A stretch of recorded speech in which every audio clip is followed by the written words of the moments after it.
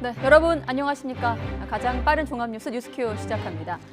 유시민 이사장과 검찰이 다시 논쟁에 불이 붙었고 여당 대표는 이른바 조국 사태와 관련해 책임감을 느낀다며 국민께 송구하다는 입장을 밝혔습니다.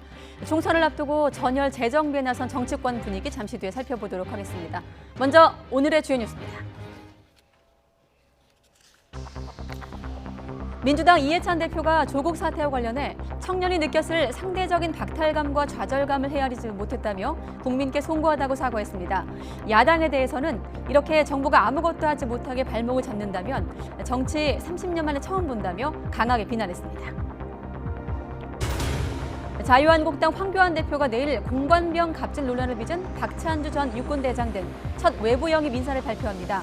갑질 논란은 무혐의 처분이 나왔지만 다른 혐의로 재판이 진행 중이어서 당 안팎에서 논란이 일고 있습니다.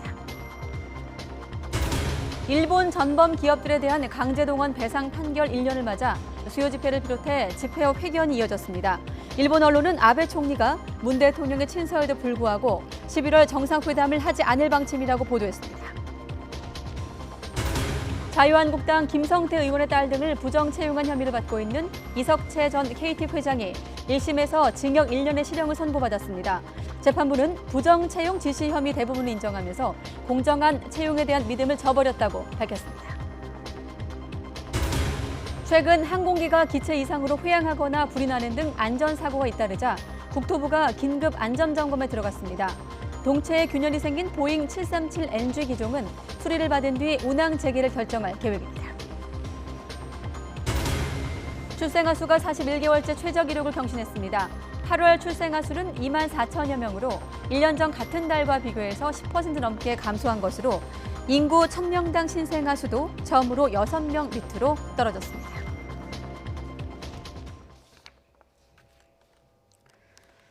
네, 조국 전 법무부 장관 사퇴 이후 공식 반응을 내놓지 않았던 더불어민주당 이해찬 대표가 기자간담회를 열고 국민 여러분께 매우 송구하다고 말했습니다. 이 대표는 다만 검찰개혁의 필요성을 거듭 강조하면서 제1야당인 자유한국당을 강하게 비판하기도 했습니다. 국회부터 가보도록 하겠습니다. 최기성 기자. 네, 국회입니다. 네, 민주당 이해찬 대표, 이른바 조국 사태와 관련해서 유감을 표명했네요. 네, 오후에 진행된 기자간담회에서 언급한 내용입니다. 이해찬 대표는 검찰개혁이란 대의에 집중하다 보니 국민, 특히 청년들이 느꼈을 불공정에 대한 상대적 박탈감과 좌절감을 깊이 있게 헤아리지 못했다고 말했습니다. 여당 대표로서 무거운 책임감을 느낍니다.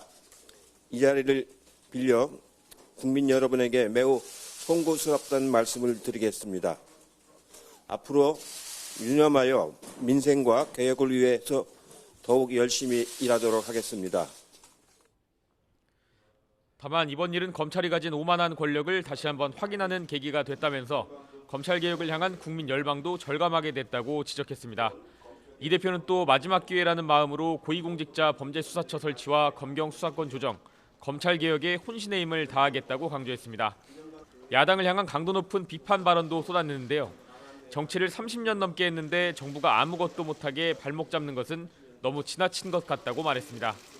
또 대안을 갖고 말하는 게 아니라 시종일관 비난으로 일관하는 모습이 안타깝다면서 대통령이 상중인데 폐륜 같은 만화를 돌려보는 행위를 삼가길 바란다고도 했습니다. 네, 그럼에도 야당 비판은 계속되고 있는데, 문희상 국회의장이 패스트트랙 신속 처리 안건으로 지정된 검찰개혁 관련 법안을 12월 3일에 부의하기로 했는데 야당이 연일 여기에 대해서 비판적인 목소리를 내고 있죠? 네, 자유한국당 황교안 대표는 민주당과 법야정당들의 선거법, 공수처법 야합 자체가 후안무치한 일이라고 강하게 비판했습니다. 문희상 의장이 패스트트랙 법안을 12월에 부의하기로 한 것에 대해선 나경원 원내대표는 최악의 오판은 일단 피했지만 12월 3일 역시 족보 없는 해석에 불과하다고 평했습니다. 사개특위와 법사위는 엄연히 별개의 상임위입니다. 90일 법사위 체계작구 심사기간을 다시 별도로 주어서 아무리 빨라도 내년 1월 29일에 부의할 수 있다는 점을. 바른미래당 오신환 원내대표 역시 오늘 오전 교섭단체 대표연설에서 수사권과 기소권을 동시에 갖는 조직을 만들자는 것은 받아들일 수 없다면서 선거제 역시 자유투표에 맡겨야 한다고 주장했습니다. 패스트트랙 지정된 준연동형 비례제와 현행 소선거구제 그리고 중대선거구제 세 가지 대안을 동시에 본회의에 상정하는 방안을 제안합니다. 한편 지난 4월 패스트트랙 지정에 공조했던 당시 여야 사당 원내대표들은 기자회견을 열고 12월 3일까지는 국회법에 따라 반드시 법안 처리를 마쳐야 한다고 강조했습니다. 지금까지 국회에서 전해드렸습니다. 네, 공수처 설치에 대한 찬성이 60%를 넘어섰다는 여론조사 결과가 나왔습니다. 리얼미터가 오마이뉴스 의뢰로 지난 29일 전국 19세 이상 500명에게 공수처 설치에 대한 조사를 벌인 결과 찬성이 61.5%, 반대가 33.7%로 집계됐습니다. 지역별로 보면 찬성 여론은 광주, 전라가 89.7%, 부산, 울산, 경남이 65.2%, 서울이 62.4% 순이었고 이념 성향별로 보면 진보층, 정당은 더불어민주당에서 지지세가 높았습니다. 이번 조사는 95% 신뢰 수준에서 표본오차 플러스 마이너스 4.4%포인트로 자세한 결과는 리얼미터 홈페이지를 참고하면 됩니다. 자유한국당은 정의당 심상정 대표가 제안한 국회의원 정수 10% 범위 내 확대안에 대해서 국민의 73.2%가 반대한다고 주장했습니다. 한국당 싱크탱크인 여의도연구원 김세연 원장은 당대표 최고위원 중진의원 연석회의에서 이 같은 내용의 연구원 자체 여론조사 결과를 공개했습니다. 그러면서 국회의원 정수 조정에 대해 축소해야 한다가 57.7%로 가장 많았고 현행 유지가 22.2%, 확대해야 한다는 13.2%였다고 밝혔습니다. 이번 조사는 지난 28일 전국 만 19세 이상 1,503명을 대상으로 유무선 자동응답 조사 방식으로 진행이 됐으며 95% 신뢰 수준에서 표본오차 플러스 마이너스 2.53%포인트입니다. 네, 자유한국당이 내일 이 황교안 대표 체제 출범 이후 처음으로 외부 영입 인사를 발표할 예정인데 박찬주 전 육군대장이 영입 인사에 포함된 것으로 YTN 취재 결과 확인됐습니다. 이른바 공관병 갑질 논란에 대해서 검찰이 무혐의 처분을 내리긴 했지만 다른 혐의들은 여전히 재판이 진행 중이어서 영입을 놓고 당 안팎에서 논란이 일고 있습니다. 우철희 기자의 단독 보도입니다. 자유한국당 황교안 대표는 내년 총선 승리를 위해 각 분야의 여러 인재들을 영입하겠다고 강조했습니다. 전국 어디든 인재가 있다고 하면 발로 쫓아가서 만나주시고 또 필요하다면 3고 처려, 5고 처려, 10고 처려를 해서라도 반드시 모셔와 주시기를 바랍니다. 지난 2월 황교안 대표가 취임한 뒤 첫 외부 영입 인재로 박찬주 전 육군 대장이 발탁됐습니다. 박찬주 전 대장은 황교안 대표가 직접 만나 입당을 권유할 만큼 많은 공을 들여온 것으로 전해졌습니다. 한국당 지도부도 문재인 정부 적폐청산의 대표적인 피해자라면서 옹호하는 분위기입니다. 억울한 누명을 써야 했던 박찬주 대장은 문재인 정부가 추진한 적폐청산은 적폐가 아니라 우리 사회의 주류에 대한 청산이라고 말했습니다. 박찬주 전 대장은 내년 총선에서 고향인 충남 천안 등의 출마 가능성이 거론되고 있습니다. 하지만 박찬주 전 대장의 영입을 놓고 논란도 작지 않습니다. 핵심 논란은 벗었어도 사법부 판단이 완전히 끝나지 않았기 때문입니다. 문제가 됐던 이른바 공관병 갑질 논란은 검찰에서 무혐의 처분을 받았지만 부하의 인사청탁을 들어줬다는 부정청탁금지법 위반 혐의는 벌금 400만 원이 선고돼 현재 대법원 최종 판결을 기다리고 있습니다. 다만 구속 기소까지 된 뇌물수수 혐의는 항소심에서 무죄 판결이 내려졌습니다. 한국당 안팎에서는 공천 가산점과 표창장 논란을 거치면서 안 그래도 인적 쇄신 요구가 거센 상황에서 부적절하다는 비판의 목소리도 있습니다. 한국당의 한 관계자는 논란의 인물을 굳이 인재 영입 1호로 데려와야 하냐면서 전형적인 지지층 결집을 위한 인물이라고 혹평했습니다. 한국당은 앞으로도 여러 차례에 걸쳐 외부 영입 인재 발표를 앞두고 있는데 이번 첫 발표가 향후 당에 들어올 인물과 내년 총선 공천까지 엿볼 수 있는 가늠자가 될 전망입니다. YTN 우철입니다. 웅동학원 관련 비리 혐의로 다시 구속영장이 청구된 조국 전 장관의 동생 조모 씨는 내일 구속 여부를 결정하는 영장 심사를 받습니다. 검찰은 채무 강제 집행을 피하려고 공범을 해외로 도피시킨 혐의 등을 추가했는데 조 씨는 영장 심사에 출석을 해서 적극 방어하겠다는 입장입니다. 검찰의 취재 기자 나가 있습니다. 박기환 기자. 네, 서울중앙지검입니다. 네, 일단 앞서서 이제 건강 문제 때문에 구속영장이 한 차례 기각이 됐는데 내일 다시 구속 여부에 대해서 법원이 판단을 하게 되는 거군요. 네, 그렇습니다. 조 전 장관의 동생 조모 씨에 대한 구속영장 실질심사는 내일 오전 10시 반부터 서울중앙지방법원에서 열립니다. 검찰은 어제 조 전 장관의 동생 조모 씨에 대해 배임과 배임 수재, 증거인멸 교사 등 모두 6가지 혐의를 적용해 구속영장을 청구했습니다. 지난 9일 첫 구속영장이 기각된 지 20일 만인데요. 강제집행 면탈과 범인 도피 2가지 혐의가 추가됐습니다. 우선 조 씨가 웅동학원 사무국장 역할을 하면서 웅동학원을 상대로 허위 소송을 벌여 100억 원대 채권을 확보한 배임 혐의를 받는데요.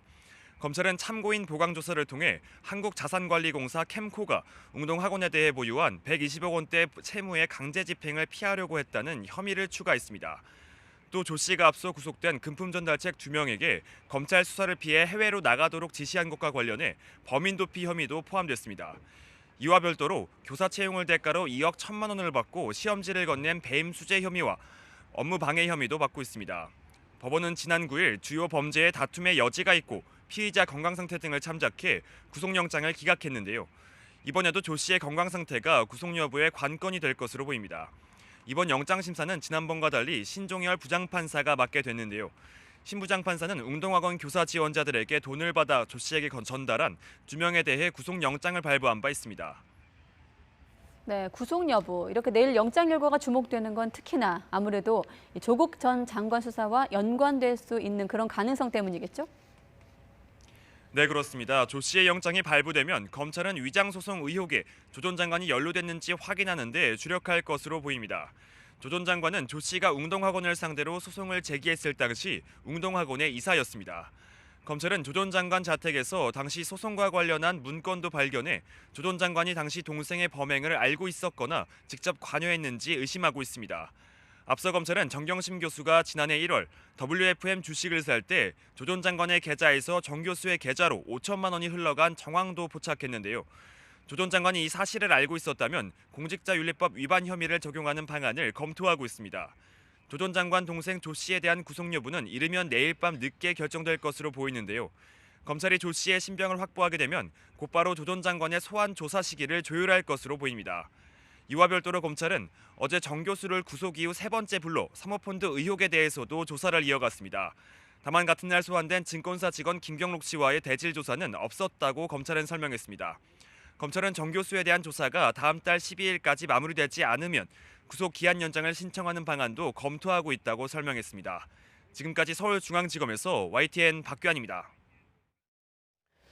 김상조 청와대 정책실장은 일부 지역의 고가 아파트가 시장 불안을 야기하는 정황이 나타난다면 자금 조달 계획서를 전수조사하겠다고 말했습니다. 김 실장은 오늘 YTN 노종민의 더 뉴스에 출연해 문재인 정부는 일부 지역의 부동산 경기 과열은 반드시 막겠다는 강력한 의지를 갖고 있다면서 이같이 밝혔습니다. 김 실장은 그러면서 조사 결과 문제가 발견된다면 세무조사 등이 진행될 수 있느냐는 질문에 당연하다고 말했습니다. 김 실장은 이어 어느 한 가지 강력한 대책으로 부동산 시장이 안정되진 않을 것으로 생각한다며 여러 대책을 종합해 국민과 부동산 이해관계자의 기대를 안정화시킬 것이라고 강조했습니다. 자유한국당 김성태 의원의 딸 등 유력 인사들의 자제들을 부정 채용시킨 혐의로 재판에 넘겨진 이석채 전 KT 회장에게 실형이 선고됐습니다. 재판부는 채용 과정의 공정성을 해쳐서 수많은 지원자에게 배신감을 주었다고 지적을 했습니다. 이번 판결은 딸의 취업이라는 뇌물을 받은 혐의로 기소된 김 의원의 재판에도 영향을 미칠 것으로 전망되고 있습니다. 취재기자 연결해서 속보 알아보죠. 송재인 기자. 네, 사회부입니다. 자, 이석채 전 KT 회장 줄곧 혐의를 부인해 왔는데 결국 재판부가 안 받아들인 거네요. 네, 그렇습니다. 이석채 전 KT 회장에게 징역 1년의 실형이 선고됐습니다. 이 전 회장은 지난 2012년 KT 신입사원 공개 채용 등에서 부정 채용을 지시한 혐의로 재판에 넘겨졌는데요. 자유한국당 김성태 의원의 딸 등 유력 인사의 친인척과 지인 11명을 부정한 방식으로 뽑도록 지시하고 승인했다는 겁니다. 이 전 회장은 일부 지원자 명단을 부하 직원들에게 전달했을 뿐 부정 채용 지시는 없었다며 재판 과정에서 줄곧 혐의를 부인해왔는데요. 하지만 법원의 판단은 달랐습니다. 이 전 회장의 최측근이던 서유열 전 사장이 회장 지시로 부정 채용이 이뤄졌다고 증언한 내용을 대부분 인정한 겁니다. 당시 KT 조직 지휘 체계를 고려하면 이 전 회장의 지시 없이 부정 채용을 결정할 수는 없다고 보는 건데요. 이에 재판부는 이 전 회장 등이 공개 채용의 공정성을 해쳐 수많은 지원자에게 배신감을 줬다고 지적했습니다. 특히 기간통신 사업자인 KT는 여느 사기업과 다른 만큼 대표의 채용 재량권이 무제한 인정되지는 않는다며 이 전 회장의 혐의를 인정했습니다. 함께 부정 채용 과정에 개입한 서유열 전 사장과 김상효 전 인재경영실장은 징역 8개월에 집행유예 2년을, 김기택 전 인사담당 상무는 벌금 700만 원을 선고받았습니다. 네, 특히나 공개 채용의 공정성을 해쳐서 수많은 지원자에게 배신감을 줬다, 이 설명이 눈에 띄는데, 자, 이번 달 부정 채용과 관련해서 재판을 받고 있는 자유한국당 김성태 의원, 역시나 선고 결과를 누구보다 지켜봤을 법한데 어떻습니까? 네, 그렇습니다. 김 의원 측은 이번 판결을 통해 이석채 전 회장의 혐의가 인정된 부분을 신경 쓸 수밖에 없습니다. 이 전 회장은 오늘 재판과 별개로 김 의원과 뇌물을 주고받은 혐의로 재판을 받고 있는데요. 이 전 회장이 과거 자신의 국정감사 증인 채택을 무마해준 대가로 김 의원에게 딸의 부정 채용이라는 뇌물을 줬다는 겁니다. 서 전 사장은 이 재판에서도 증인으로 출석해 과거 김 의원이 채용 청탁을 했다는 구체적인 증언을 하기도 했습니다. 오늘 선고에서 부정 채용 사실은 물론 서 전 사장의 증언 등이 인정된 만큼 김 의원의 재판에도 영향을 미칠 것으로 보입니다.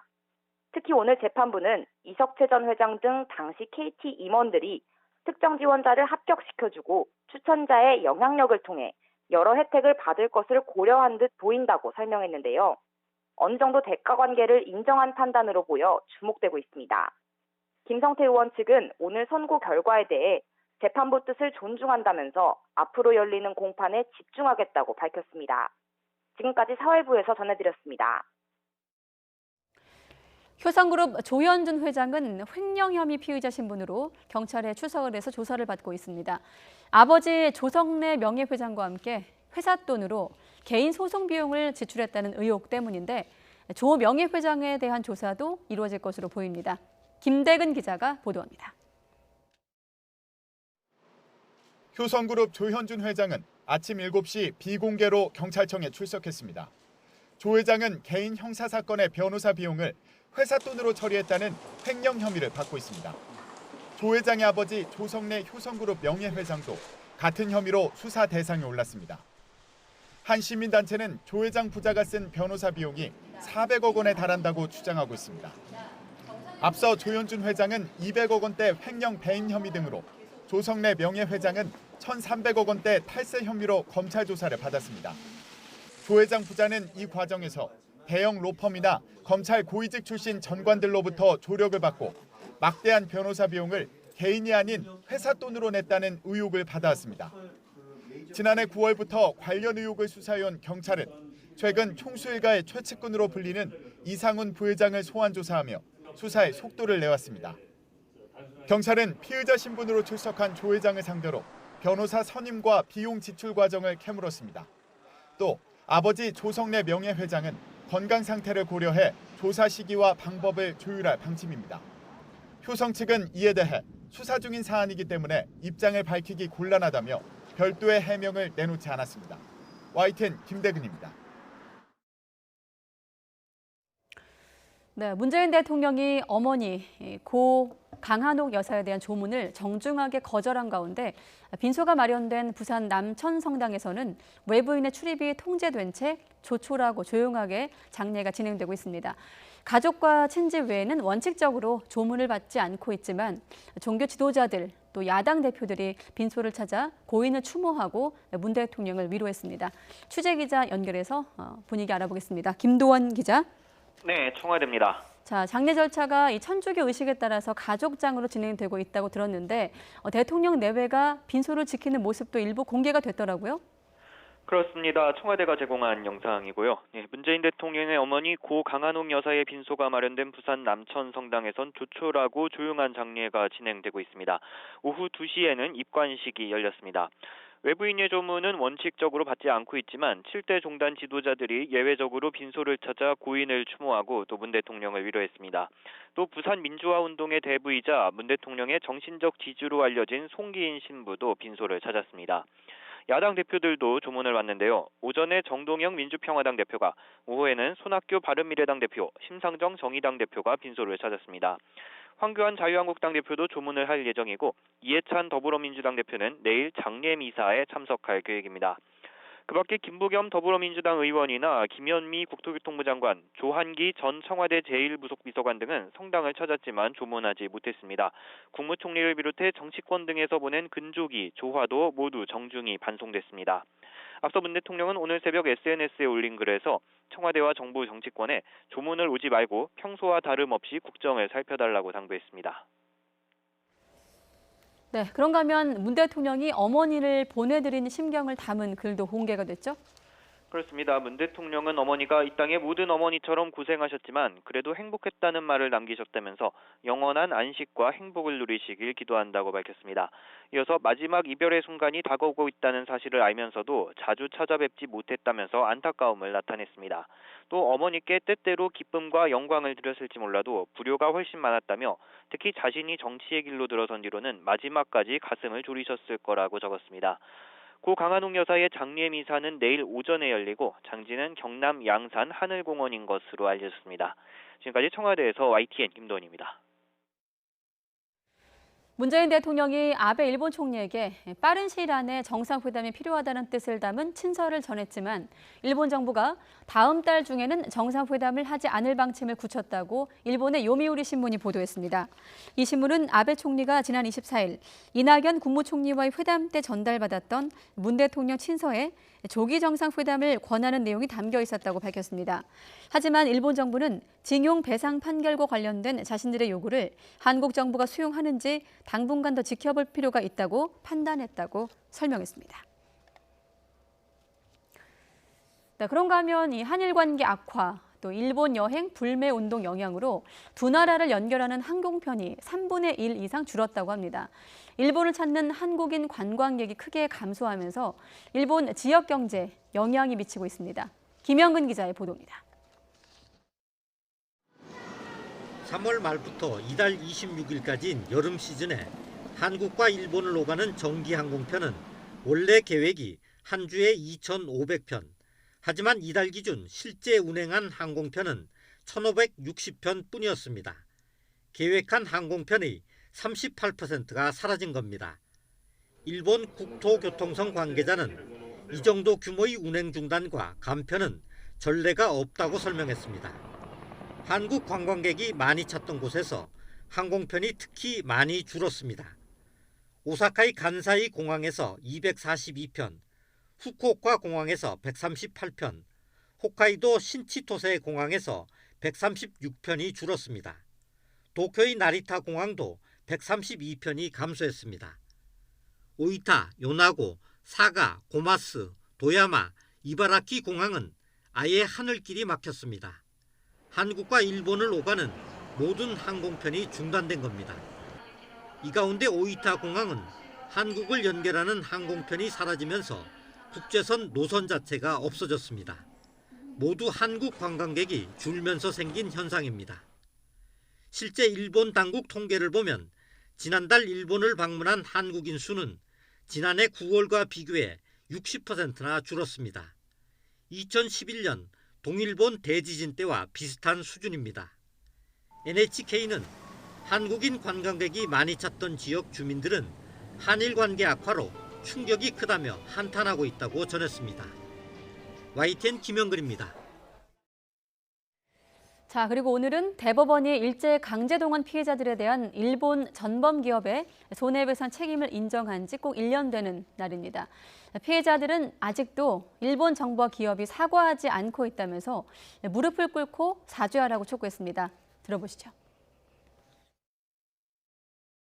한국 사람은 우리 동물 취급하고 그 일을 생각하면 이가 갈립니다. 솔직히 하루속히 우리한테 사지하고 아베는 반드시 우리 앞에서 무릎을 꿇고 양금더위 앞에 여러 사람 앞에서 무릎 꿇고 사지한 것을 기원합니다.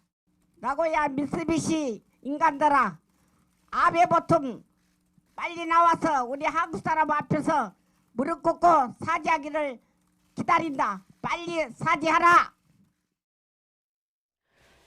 최근 제주항공의 긴급 회항 등 항공기 안전 문제가 잇따르자 정부가 긴급 안전 점검에 들어갔습니다. 국토교통부는 오늘 서울 강서구 한국공항공사에서 국내 9개 항공사 경영진과 운항 정비본부장 등이 참석한 가운데 긴급 안전 점검 회의를 열었습니다. 국토부와 항공사들은 오늘 12월 동계 성수기 전에 안전 강화 조치를 하자는 데 의견을 모으고 다음 달부터 9개 항공사에 대해 항공안전감독관을 투입해 안전점검을 단계적으로 실시하기로 했습니다. 또 제주항공은 최근 회항 과정에서 드러난 문제를 철저하게 진단을 하고 다음 달까지 기장과 종합통제실 사이에 상황 전달 체계를 강화하는 등 개선한 자체 안전운항 체계를 마련할 계획입니다. 심각한 저출산 속에서 8월 출생아 수가 41개월째 최저를 기록했습니다. 통계청이 8월 인구 동향을 분석한 결과 8월 출생아 수는 24,408명으로 1년 전 같은 달과 비교해서 2,973명, 10.9%가 감소했습니다. 월별 출생아 수는 지난 2016년 4월 이후 41개월 연속 동월 기준 최저 기록을 경신하고 있습니다. 인구 1000명당 연간 출생아 수를 뜻하는 조출생률은 5.6명으로 8월 기준 조출생률이 6명 아래로 떨어진 것은 처음이라고 합니다.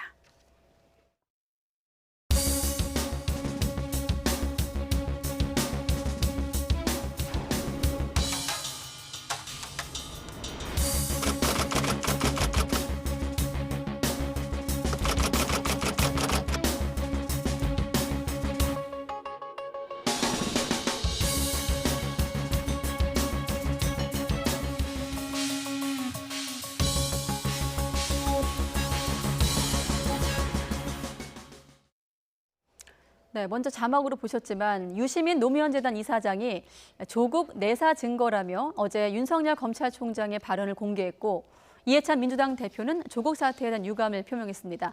이런 가운데 정치권은 내년 총선 앞두고 전열 재정비에 나서는 모양새인데요.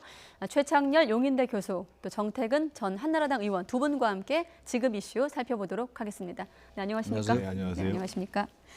자, 이번에도 유튜브 자신이 이제 유시민 이사장이 운영하고 있는 유튜브 방송을 통해서 공개를 한 내용인데 조국 전 정확히 표현을 하면 장관 지명 전에 임명 전에 내사가 있었다 이런 발언이었거든요. 어떻게 좀 보세요?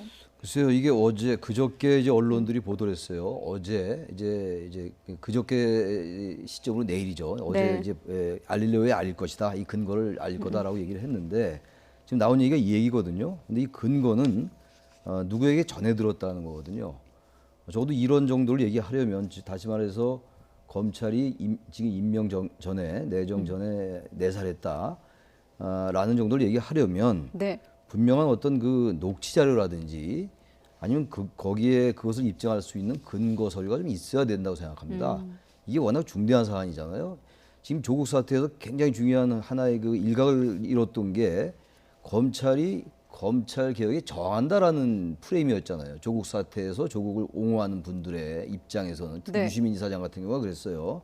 그리고 이제 검찰 개혁에 저항하고 항명한다 이런 어떤 프레임 설정 같은 거였단 말이에요.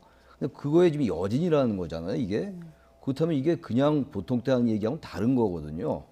지금 조국 사태로 지금 온 나라가 갈라졌었고 대통령께서도 사과하고 이낙연 총리도 속으스럽다고 얘기했고 오늘 이해찬 대표조차도 유감을 표명하고 사과했단 말이에요. 네. 그렇다면 이런 것들을 얘기하려면 이렇게 검찰 개혁에 저항하고 인사권에 저항하는 것처럼 비치게 하는 이런 것들을 얘기하려면 분명한 근거가 있어야죠. 이렇게 미미하고 허접한 근거 가지고 얘기하는 거. 유시민 사장이 왜 무엇을 얻으려 이렇게 하는지 모르겠어요. 이제는 좀 벗어날 때가 됐어요. 제가 느끼기에는 그 검찰 개혁이라는 대의, 그건 물론 중요한 거고 다 동의하는 겁니다. 이 부분 그리고 조국 사태에서 조국 장관을 너무 옹호한 이런 것들에 스스로 좀 갇혀버린 것이 아닌가. 스스로 헤어나지 못하는 것은 아닌지 그러지 않고 이렇게 집착해서 이런 얘기 할 필요가 있겠어요? 이거 그리고 본인에게 도움도 안 될 것 같고 지금 민주당 안에서도 백혜련 의원과 박용진 의원이 비판하고 나왔지 않습니까? 네. 근거가 미약하다. 전 이거 좀 이 유시민 이사장이 좀 생각을 좀 고쳐라 그런 말씀 좀 드리고 싶습니다. 자, 이번 발언을 놓고 봤을 때 일단은 이제 유 이사장의 어떤 발언, 추측성 어떤 발언이라는 데 문제점을 제기하시는 네. 건데 그거를 드러내고 내사 자체에 대한 언급은 어떻게 좀 보세요? 그리고 만약에 있었다면. 내사가 네. 있었다면 글쎄 내사라는 게 굉장히 애매모호하긴 해요. 수사 네. 전 단계 아닙니까? 예. 그 여러 가지 의혹이 제기되고 그때 한간에 얘기가 많았었잖아요. 그럼 제가 검찰이라도 뭔가 이런저런 걸 알고 싶었지 않겠어요? 완전히 수사 개시 전에 전혀 몰랐다? 그것도 좀 이상한 것 같죠. 그래서 전 설령 내사를 했다 하더라도 이게 그렇게 문제가 되는 건지 저는 좀 이해가 안 가요. 근데 이걸 가지고 쟁점 삼아가지고 검찰과 또 이렇게 각을 이룬 것 같은 이런 모습들 이건 좀 지식인으로서 저는 좀 적절치 못한 것 같습니다. 네, 윤석열 총장이 좀 속고 있다 이런 내용을 좀 언급을 하고 싶었던 네. 것 같기도 하고요. 네. 큰 줄거리에서 사실은 뭐최 교수님 말씀해 주신 거에 다 그 공감을 하는 바이고요. 제가 보다도 구체적으로 말씀드리면 유시민 이사장은 구체적으로 뭐라고 얘기했냐면은요. 그러니까 지명 이전에 장관직 지명 이전에 조국 장관 후보를 내사를 했다. 이렇게 얘기를 해요. 그러면 네. 8월 9일 날 그 장관 지명을 했거든요. 그 8월 9일 이전에 이미 내사가 시작됐다고 얘기를 하고 있는 거예요. 그런데 어저께 알렐로의 방송에서 뭐라고 그랬냐면 자신이 한 그 유력한 지인을 만났는데 이 윤석열 검찰총장이 8월 9일에서 8월 27일 사이에 이런 얘기를 했다는 거예요. 네. 조국 장관 후보자는 몇 가지는 아주 심각하고 법대로 하면 사법 처리될 수밖에 없고 내가 사법범들을 알고 있는데 아주 나쁜 어떤 사람이다. 이렇게 얘기를 했다는 거예요. 그러면서 대통령을 면담을 시켜달라. 이렇게 얘기를 했다는 거예요. 일단 시점이 안 맞고요. 두 번째로 시기적으로 보면 어떤 문제가 발생하냐면요. 8월 9일 날 조국 장관 후보자를 지명한 다음에 인사청문 자료가 제출된 게 8월 13일이었습니다.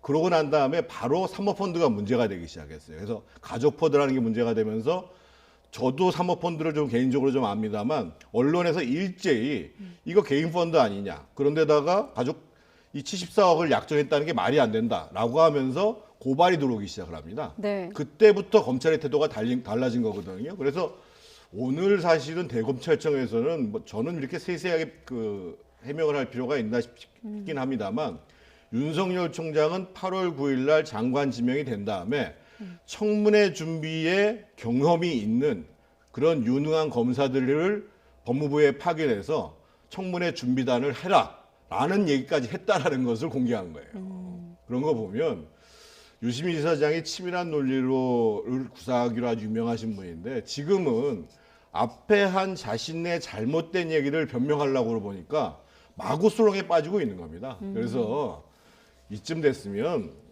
본인이 잘못된 추론을 했다. 네. 근거가 있는 것이 아니라 잘못된 추론을 했다라고 솔직히 인정하고 검찰에도 당연히 사과를 해야 되겠지만 국민들한테 사과를 해야 됩니다. 네, 두 분 다 이 부분에 대해서는 잘못된 추론을 하고 있다고 말씀하셨기 때문에 유시민 이사장 입장에서 하나만 더 논리를 소개를 해드리면 일단 지금 이 논란에 대해서 검찰이 내사를 안 했다고 부정하고 있다는 또 이런 논란이 불거지고 있거든요. 그러니까 내사를 했어도 문제고 또 몰랐다면 또 문제다. 이런 또 다른 문제가 제기되고 있는데 이거에 대해서는 어떻게 보세요? 그렇게 자꾸만 네. 이제 그 논점을 확산해 나가면요, 전 한이 없을 것 같아요. 내사를 했느냐 안 했느냐 가지고 이제 쟁점하다가 내사를 안 해도 문제다, 해도 문제다. 그럼 어떻게 하라는 얘기입니까? 도대체 왜 이건 무엇을 위해서 이렇게 자꾸만 논점을 제기하는 건지, 쟁점을 제기하는 건지. 네. 아무에게도 득이 되지 않고 이건 여권에게도 민주당에게도 득이 되지 않아요. 왜 그런 말씀 드리냐면은 예. 이번에 이제 그 조국 장관 전 장관의 그 수호 반대로 퇴진을 외치는 쪽이 갈라졌었단 말이에요. 그 중간지대 게다가 검찰개혁이라는 변수가 있었고 그리고 검찰개혁을 하려면 반드시 조국 장관 이래야 된다라는 논리가 하나 끼어들었던 거 아니야 서초동에서. 그래서 조국 수호는 검찰 개혁이다. 이거 이제 등식이 성립돼 있는 상황이었는데 예. 중도 유권자들은 이러지도 저러지도 못했던 거예요. 왜 검찰 개혁은 반드시 동의합니다만 왜 꼭 조국 장관 이래야만 되는가? 조국 장관도 잘 하겠습니다만 그 당시에 그렇게 생각할 수 있는 것이고 또 조국 퇴진은 바라는데 광화문 집회 가면 여전히 박근혜 탄핵 무효라고 하는 분들이 또 계시고 이러지도 저러지도 못하는 유권자들이 많았어요. 이른바 중도층들이 대단히 입장이 애매한 건데 네. 이런 발언을 자꾸 유시민 이사장이 하면은 핵심 지지층들에게는 더 지지가 강고일지 모르지만 중도 유권자들이 저도 말씀드리고 지금 우리 정태근 의원도 말씀하시고 있습니다만 중도 유권자도 이걸 어떻게 보겠어요? 일상적인 전 뭐 진영의 입장에서 뭐 비판하고 이런 게 전혀 아니고 보수 진보의 문제는 더욱도 아니고 말이죠. 네. 여야의 문제도 아닙니다만 중도 유권자들이 보기에는 왜 유시민 이사장이 저렇게 과도한 논리로 집착을 할까라고 생각할 가능성이 높다고 봐요. 사람에 따라 다르겠습니다만 그렇다면 이건 민주당에게도 별로 도움이 안 되지 않겠어요? 전 그래서 유시민 이사장이 좀 이제 만약에 고정관념이 갇혀 있었던 거라면 아까 말씀처럼 조국 장관을 너무 전 장관을 옹호하고 이런 논리를 좀 합리화시키기 위한 것이라면 이제 솔직히 얘기해라 그냥 괜찮다. 네. 그 말씀드리고 싶어요. 네, 지금 최 교수님께서도 지금 유 이사장의 어떤 이런 논리나 주장은 여당의 부담으로 작용할 그렇습니다. 가능성이 있다고 말씀하셨는데 저희가 여당 의원들 발언을 좀 모아놓은 게 있거든요. 좀 보여드리고 계속 질문드리겠습니다. 네. 자, 백혜련 의원의 반응. 명백한 증거라고 보기엔 좀 어려운 면이 있다. 또 박용진 의원, 전해 들은 이야기를 재구성에 전달을 했다. 무의미한 논쟁이다. 이렇게 좀 밝히고 있거든요. 네. 좀 더 솔직하게 얘기를 해야지요. 그러니까 그 유시민 이사장은 명백한 근거를 가지고 29일 날 방송을 하겠다고 얘기를 했거든요. 네. 그러면 유시민 이사장이 지금 소위 검찰에 대한 문제 제기하는 것은 민주당에도 바람직하지 않고 진보 진영에도 바람직하지 않다라고 단호하게 얘기를 해줘야 됩니다. 그러니까 자꾸만 이상한 논리를 제기를 하는데 사실은 조국 장관을 지명한 것 자체부터가 문제거든요. 내사의 문제가 아니라 조국 장관을 지명을 할 때 청와대 민정수석실에서는 당연히 검증을 제대로 했었어야 되고 검증을 하는 과정 속에서 검찰이나 경찰의 협조를 또는 뭐 구세청의 협조를 구했다라고 네. 하면 뭐 얘기가 될 수 있는 것입니다만 지금 정황상 보면 인사 검증 과정이 굉장히 잘못됐고 나머지 사정기관에서는 이 문제와 관련해서 대통령이 지명을 하고 언론에서 문제가 제기되기 전까지는 누구도 문제를 제기하지 않고 아까 제가 말씀드린 것처럼 검찰청에서는 윤석열 검찰총장이 청문회 준비를 잘할 수 있는 검사를 파견하라고까지 얘기를 했다는 말이죠. 그러면 이런 문제를 가지고 정말 무의미하게 계속 뭔가를 변명하기 위해서 논쟁을 이어가는 형태가 아니라 네. 솔직하게 인정하는 것이 필요하고 저는 사실은 검찰이 이렇게 세세하게 변명하는 게 반박하는 게 이해가 안 돼요. 사실은 네. 제가 만약에 검찰이었다면 이거 대꾸할 가치도 없다. 그리고 만약에 고소고발이 들어오면 사법적으로 문제가 있는지 따져보겠다. 이러고 끝내버렸을 거예요. 근데 네. 그만큼 유시민 이사장이란 존재가 소위 이제 범여권에 있어서 상당히 무게감이 있잖아요. 그러니까 이렇게 대응하는 건데 저는 참 백해무익한 논쟁이라고 봅니다. 그럼 검찰의 대응도 좀 부적절해 보이지만 아쉬운 대목이지만 너무 세세하게 대응했어요, 검찰도요. 굳이 그렇게까지 대응할 그만큼 필요는 이제 없었다. 유시민 이사장이라는 존재가 큰 거지요. 네, 알겠습니다. 이 문제는 요 정도로 짚기로 하고 총선 준비에 시동을 걸고 있는 각 당 분위기도 한번 알아보도록 하겠습니다. 먼저 이해찬 대표, 오늘 이른바 조국 사태에 대한 유감 표명이 있었습니다. 국민께 송구하다 이런 표현이 있었어요. 책임감, 무거운 책임감이란 표현이 있었고 청년의 박탈감을 헤아리지 못했다 이런 표현도 있었는데 최근에 어떤 초선 의원들의 일단 불출마 선언까지 포함해서 좀 진화에 나섰다고 볼 수 있겠습니까? 그렇게 봐야 되겠죠. 이제 조국 사태에 대해서 아까도 말씀드렸습니다만 의견이 많이 갈렸었지 않습니까? 예. 그렇지만 대통령께서도 조국 전 장관이 사퇴한 이후에 14일 날 사퇴했잖아요. 송구스럽다는 말씀을 하셨고 수석보좌관 회의에서 네. 이낙연 국무총리도 예결위 질의에 답변하는 과정에서 그 얘기를 했어요. 그렇다면 당대표가 진짜 얘기를 했어야 됩니다. 왜냐하면 이 부분은 왜 그러냐면 청와대와 민주당이 이 여권을 구성하는 가장 핵심적인 그 주축들 아닙니까? 여권을 형성하는 여러 그 변수들이 있는데 네. 인자들이 역시 청와대와 집권당이에요. 집권당이 후보를 공천해서 문재인 대통령이 당선됐던 거 아니겠습니까? 근데 우리가 박근혜 정권 때부터 계속 얘기 나왔던 게 왜 이렇게 집권당들은 청와대 눈치를 보느냐라는 지적은 계속 해왔던 거예요. 저도 제 기억으로 제가 말씀드린 거 봐도 10번 넘을 것 같은데 박근혜 정권 때부터. 지금 정권 들어서도 민주당이 크게 달라진 모습을 보이지 못하고 있어요. 이번에도 너무 물론 이제 조국 전 장관을 내정을 했으니까 어떻게든 임명을 하는데 지장 없게 해야 되겠죠. 집권당이 당연히 대통령 인사권을 행사하게끔 할 수 있어야 되는데 워낙 많은 의혹이 제기됐을 때도 네. 민주당이 지나치게 단일 대우를 유지했었어요. 의원들 몇 명이 이의를 제기했지만 금방 묻혀버리고 말았고 그런 것들은 건강한 정당의 모습은 아니에요. 그렇다고 이 정당이 어떤 중요한 사안에 대해서 무조건 여러 몫을 내는 것도 바람직하지 않습니다만 네. 워낙 국민적 의혹이 많이 갈렸단 말이에요. 국민적 의혹이 제기됐던 것이고 국민적으로 국민들에게. 그렇다 이런 부분들은 좀 민주당에서 과거에 우리 정태근 의원 계시지만 소장파라고 이름 많이 들었었잖아요. 제가 기억하는데 과거에 정병국 의원이라든지 몇 명 있어 원희룡 지금 제주지사라든지. 네. 근데 지금 민주당은 그런 소장파 별로 안 보인다는 거. 이번에 이철희 의원하고 이제 표창원 의원이 불출마 선언했어요. 네. 왜 그분도 진작 왜 못 그랬냐 이거예요. 청문회 때. 오히려 이제라도 불출마 이제, 이전에. 이전에도 그런 네. 얘기 했으면 훨씬 더 돋보였을 텐데 지금이라도 뭐 그런 얘기 했으니까 민주당 내 건강한 비판이 작동한다는 면에서는 굉장히 바람직해요. 네. 여권 입장에서 볼 때.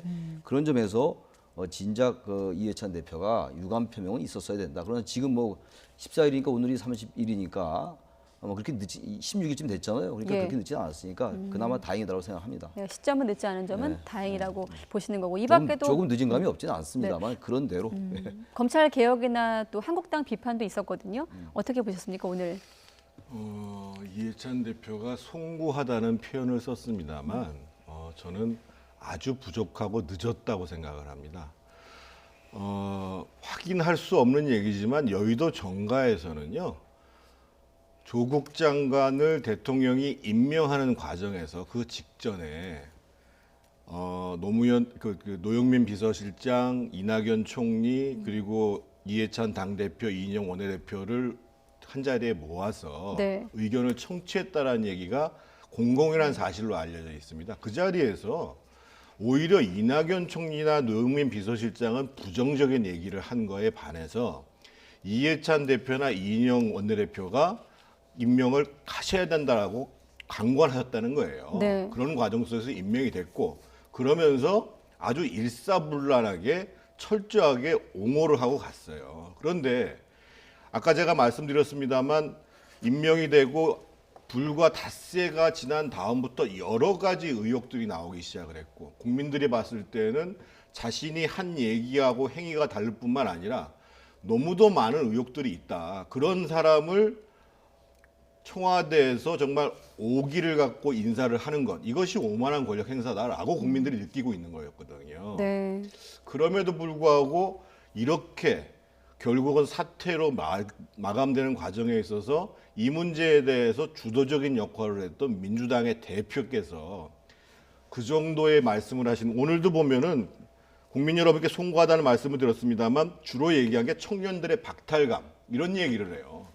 국민들이 갖고 있는 것은 심지어는 지금 조국 그 교수하고 그 부인이 갖고 있는 여러 가지 사법적 문제까지를 문제 삼고 있는 거거든요. 그러면서 이제 이해찬 대표는 오늘 또 뭐라고 얘기했냐면 검찰의 오만한 권력을 확인했다. 이렇게 얘기를 해요.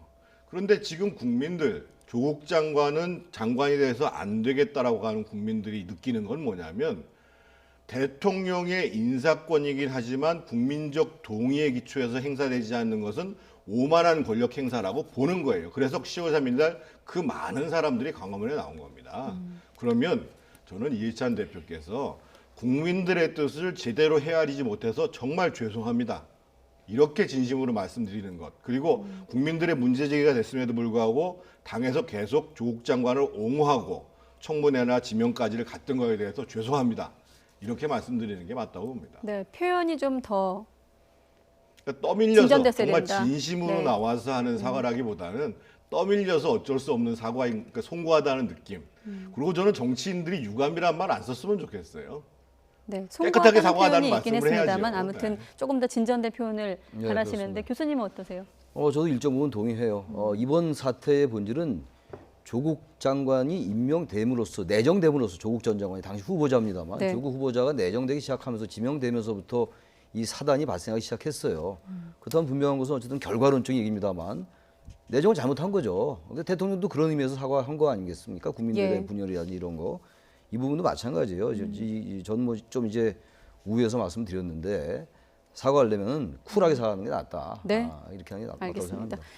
이제 한국당 얘기로 넘어가 보도록 하겠습니다. 옳은 소리인가요? 유튜브 채널 네. 옳은 소리에서 대통령을 조롱하는 내용의 어떤 애니메이션을 지난 28일에 공개한 거긴 합니다만 어쨌든 대통령의 모친상과 좀 맞물리면서 좀 비난을 받고 있는 건데 어떻게 좀 평가하십니까?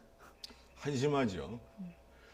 그 두 가지를 말씀드리고 싶은데요. 이게 이제 자유한국당만의 문제가 아니라요. 예. 예를 들면 노무현 정부 때 그 당시에 한나라당에서 노무현 대통령을 풍자하는 영국을 하면서 무슨 뭐 노가리니 어디 말도 안 되는 얘기들을 썼어요. 네.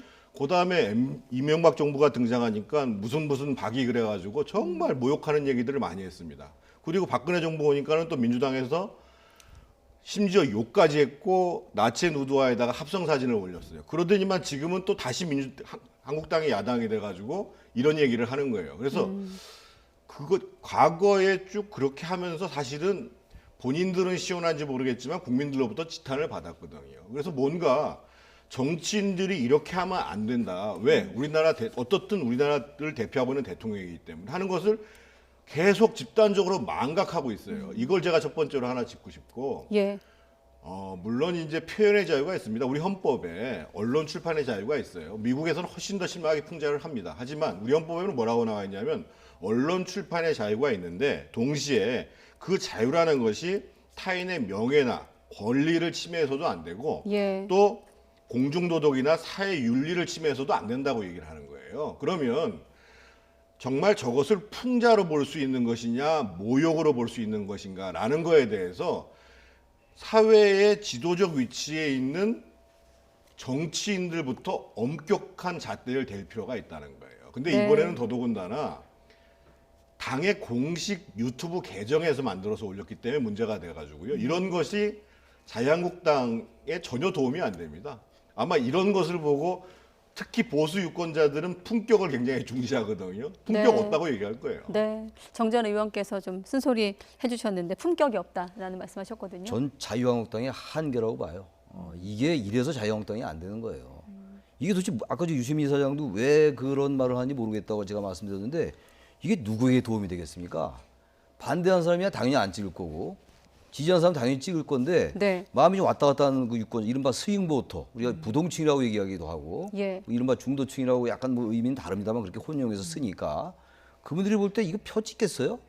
아까 이제 21조 자세히 말씀하셨는데 헌법 21조 언론 출판과 집회 결사의 자유를 갖는데 그것이 타인의 명예나 권리 또는 공중도덕이나 사회윤리를 침해해서는 아니 된다. 이게 나와 있어요 헌법 21조에.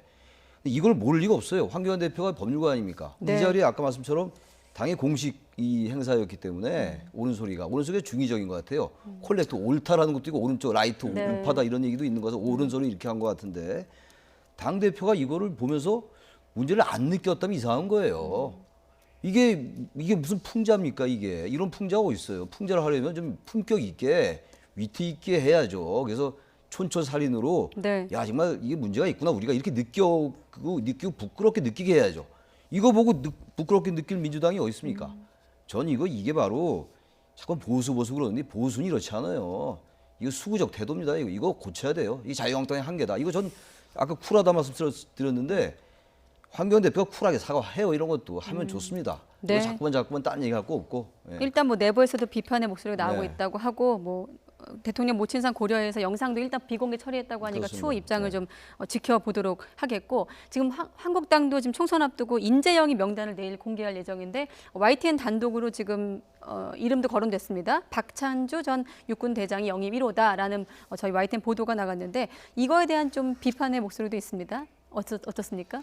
저희가 과거에 이제 총선을 앞두고 영입해서 성공한 사례와 실패한 사례를 봐야 되거든요. 네. 그러니까 예를 들면 그 이전에 신한국당 시절에 보면 그 김영삼 대통령 시절에 1995년 총선 그 지방선거를 아주 완패를 합니다. 그 다음에 1996년 총선 때 이재호 의원이나 김문수 의원이나 홍준표 이때 소위 신진 인사들 심지어는 운동권 민중당 출신 운동권까지 데려와서 대거 물갈이를 하면서 그 당시에 신한국당의 인재풀을 굉장히 넓힙니다. 그래서 사실은 96년 총선을 승리를 합니다. 그리고 이해창 총재 시절에 보면 2000년도인데요. 네. 그때 보면은 소위 김윤환이라든지 이기택, 신상우 이런 분들을 전부 공천에서 탈락을 시키고 그때 예를 들면 등장한 게 오세훈, 원희룡 저도 그때 사실은 영입이 된 겁니다. 그래서 대거 젊은 층들을 발탁을 합니다. 그래서 그 총선을 승리로 이끌게 됩니다. 그리고 2004년도에도 보면 탄핵 때문에 정말 어려운 선거였었는데 그 당시에 이제 박세일 정책위장을 중심으로 해서 전문가들을 대거 영입을 합니다. 그러면서 선방을 하게 됩니다. 무슨 얘기를 제가 드리고냐면 지금 과연 한국당의 총선 전략은 뭐냐는 거죠. 지금 문재인 정부에 대한 중도층, 무당층의 거부감이 굉장히 크거든요. 그러함에도 불구하고 그 중도층, 무당층을 대상으로 한 여론조사를 보면 민주당에 뒤지는 걸로 나와 있어요. 한국당이. 그러면 한국당의 총선에서 승리하기 위해서는 그 중도에 계신 분들의 마음을 살 수 있는 인사들을 영입하는 거예요. 그러니까 예를 들면 뭐 그 지금 이제 윤장현 교수 같은 경우에는 뭐 전문가라고 볼 수 있겠지만 상대적으로 박찬주 장군이라든지 이진숙 보도본부장 같은 경우에는 네. 이 정부로 인해서 뭔가 정치적으로 박해를 받았다라는 부분들을 상징하는 거거든요. 네. 그런데 저는 결국은 이 공천의 혁신이라는 것은 이기기 위해서 하는 것이거든요. 그럼 이기려면 우리가 어디서 표를 더 가져갈 것인가? 이 문제를 중심 기준에 놓고 거기서 사람들을 새로 발굴을 하고 네. 그리고 내부에서 정리할 사람은 정리하고 이게 이제 이기는 공천 혁신, 이기는 물갈이 과정이라고 봐야 되겠죠. 네. 앞서 그 애니메이션 논란 때 두 분 다 이게 한국당의 한계라고 말씀하셨고 정 전 의원께서는 혁신 공천의 측면에서 본다면 중도의 마음을 살 수 있는 인재를 영입한다는 어떤 조언을 하셨는데 끝으로 최 교수님께서는 지금 뭐 한국당 인재 영입 얘기가 나온 김에 어떤 인물이 좀 필요하다고 보십니까? 지금의 한국당에게? 93년도에 네. 신한국당 그때 보궐선거 할 때 손학규 전 대표가 영입되고 그랬던 기억이 나요. 신한국당 그때 보수 정당입니다. 그때 이제 손학규 전 대표뿐만이 아니라 운동권 인사들이 대거 영입됐어요. 그 이제 그 말씀하시는 거 아닙니까? 그렇게 뭔가 보수 세력이 혁신을 하려면 말이죠. 좀 중도 진보적 인사를 끌고 와야 돼요. 그래야지 국민들에게 새롭게 볼 수 있는 뭐 주목거리를 제공하는 거 아닙니까? 네. 박찬주 대장은 어쨌든 간에 무혐의 나왔다 하더라도 그 논란이 있었잖아요. 갑질 논란이. 저 같으면 굳이 저분을 영입 안 했을 것 같아요. 참신성도 그렇게 많지 않아 보이고 말이죠. 물론 안보라는 면에서 보수 정당이 뭐 믿음을 준다라는 의미에서 상징성이 있을지 모르겠으나 네. 일단 공천을 혁신적으로 하는 정당이 이기더라고요. 대체 우리나라 선거가 지금 그 말씀 자세히 해주셨는데 네. 너무 보수 색깔이 강한 인사들 그거는 보수의 지지를 강고히 하거나 견고하게 할지 모르겠으나 중도층의 마음을 사기는 어려워요. 저는 그래서 한국당이 아까 저기 여러 가지 말씀드렸는데 그 무슨 이제 그 패러디 문제 이런 것도 뭔가 이제 인식을 바꿔야 됩니다. 환골탈태하지 않으면요. 예. DNA를 바꿔야 돼요. DNA를 바꿔야 이기지. 계속 이런 수구적인 태도에 그냥 머무르고 있다. 물론 박찬주 장군을 영입한 걸 수구라고 얘기할 수는 없어요. 네. 그러나 어쨌든 혁신적이거나 참신하거나 뭔가 새롭게 새 인물을 공천한다. 이것과 뭔가 결이 안 맞는 것 같아서 1호 영입치고는 썩 그렇게 점수가 높은 네. 건 아니다. 이 말씀 드리고 싶습니다. 우리가 뭐 정치 관련해서 얘기할 때 많이 쓰는 표현 중에 하나가 국민에게 감동을 주는 이라는 그렇습니다. 표현을 쓰는데 아직은 좀 감동을 주기에는 미흡하다는 의견까지 듣고 마무리 짓도록 하겠습니다. 오늘 두 분 고맙습니다. 네. 고맙습니다.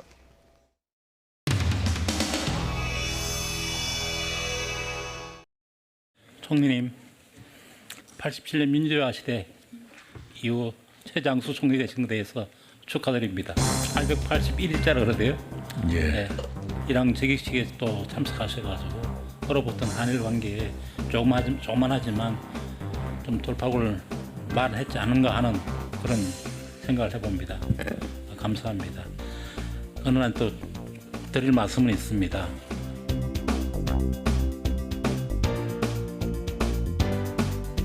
파워포인트 좀 띄워보시죠.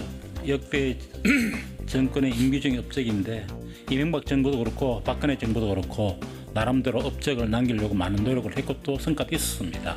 한미 FTA 체결이라든가 제주 해군기지 건설 및 이라크 파병 등 이걸 우리가 두고 노무현 대통령의 업적이라고 그러죠. 이 정부가 어떤 업적을 남길 것인가. 국민들은 단 하나로 잘하는 게 없다. 적폐청산 잘하는 줄 알았더니만 그것도 조국 사건으로 해서 정당성이 많이 훼손됐다고 이야기를 하고 있습니다. 총리님께서 생각하시는 이 정부의 앞으로의 업적 몇 개라도 말씀해 주십시오. 임기 절반도 돌지 않은 시점에 업적을 말씀드리는 게 좀 빠르다고 생각합니다. 임기 전체를 놓고 평가받고 그렇지 않습니다. 그렇게 계시면은 결국 남는 게 없을 것 같습니다. 아니 없는 것은 아닙니다. 근데 지금 분위기로 와서 무슨 말씀을 드린들 오히려 야단 맞을 것 같아서 감춰두고 아끼려고 생각하고 있습니다. 예. 더 열심히 해주십시오. 네. 정말 큰 걱정입니다. 네. 자, 저기 부총리 말이죠. 네. 올해 경제 성장률이 몇 %일 것 같아요? 2%가 잘해 2% 같죠? 뭐 그렇게 2% 정도. 내년도 경제 성장률 전망에 대해서는 매우 비관적입니다. 국가 채무 비율 다 봐보십시오. 통합재정 수지마저도 올해부터 적자로 돌아섰을 겁니다. 맞죠? 내년부터 돌아왔습니다. 아니에요. 내가 8월달까지 체크를 해봤거든요. 최저임금 올리거나 근로시간 단축하는 거나 어느 시점에 해야 될 정책이 있어요. 그러나 쓸 때 써야 되는데 너무 국가 부채의 증가 속도가 빠릅니다. 말씀드린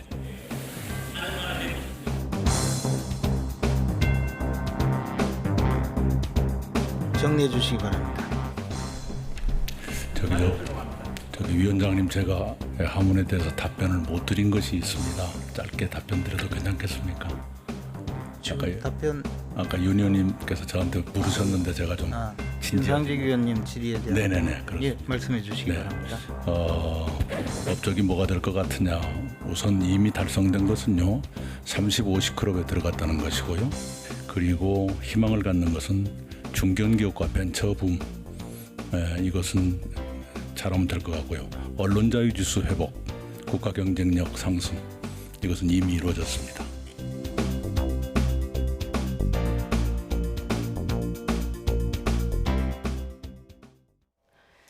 네, 미국에선 전 국방부 장관의 연설문 비서관의 신간이 눈길을 끌고 있습니다.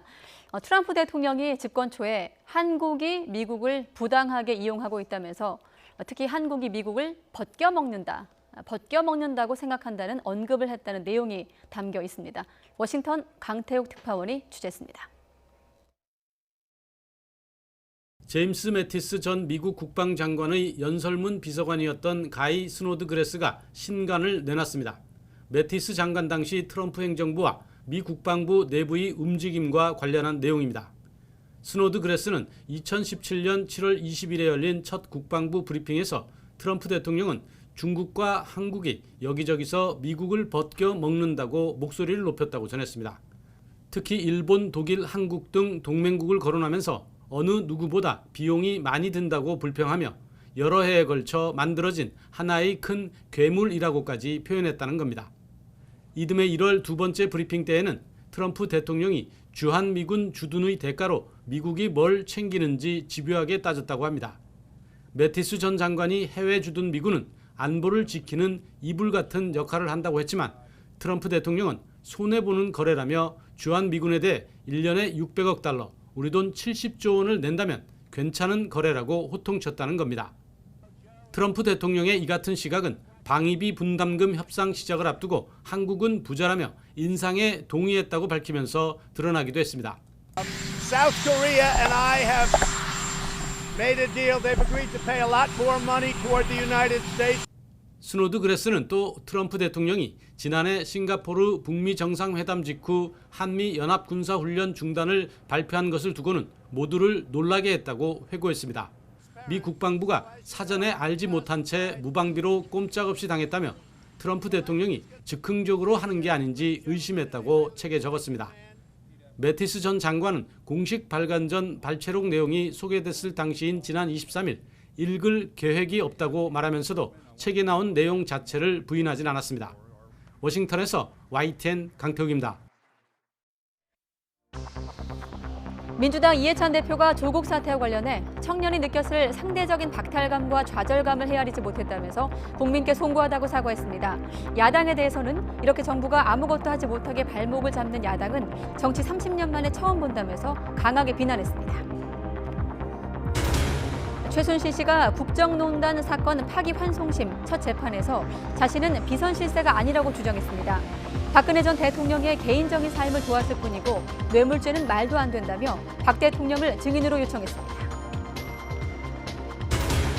일본 전범기업에 대한 강제동원 배상 판결 1년을 맞아 수요 집회를 비롯해 집회와 회견이 잇따랐습니다. 일본 언론은 아베 총리가 문 대통령의 친서에도 불구하고 11월 정상회담을 하지 않을 방침이라고 보도했습니다. 자유한국당 김성태 의원의 딸 등을 부정 채용한 혐의를 받는 이석채 전 KT 회장이 1심에서 징역 1년의 실형을 선고받았습니다. 재판부는 부정 채용 지시 혐의 대부분을 인정하면서 공정한 채용에 대한 믿음을 저버렸다고 밝혔습니다. 국내 최대 음란물 사이트 소라넷 운영자 송모 씨에 대해 대법원이 징역 4년의 실형을 확정했습니다. 재판부는 음란물 유포를 방조했다는 범죄 사실 전부를 유죄로 인정했습니다. 최근 항공기가 기체 이상으로 회항을 하거나 불이 나는 등 안전사고가 잇따르자 국토부가 긴급 안전점검에 들어갔습니다. 동체 균열이 생긴 보잉 737NG 기종은 수리를 받은 뒤 운항 재개를 결정하기로 했습니다. 조국 전 법무부 장관 사퇴 이후 공식 반응을 내지 않았던 더불어민주당 이해찬 대표가 기자간담회를 열고 사과했습니다. 다만 검찰개혁 필요성을 거듭 강조하면서 제1야당인 자유한국당을 강하게 비판하기도 했습니다. 국회 연결하겠습니다. 최기성 기자. 네, 국회입니다. 네, 민주당 이해찬 대표, 이른바 조국 사태와 관련해 공개적으로 사과를 했죠? 네, 오늘 기자간담회에서 이해찬 대표는 검찰개혁이란 대의에 집중하다 보니 특히 청년들이 느꼈을 불공정에 대한 상대적 박탈감과 좌절감을 헤아리지 못했다고 말했습니다. 여당 대표로서 무거운 책임감을 느낍니다.